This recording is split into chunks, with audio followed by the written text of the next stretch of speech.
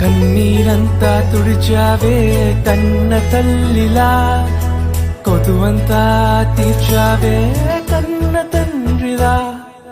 ఆశలలో నిరాశలలో నేనున్నా నీకని అన్నావే, పోరులలో పోరాటములో నా పక్షముగానే నిలిచావే.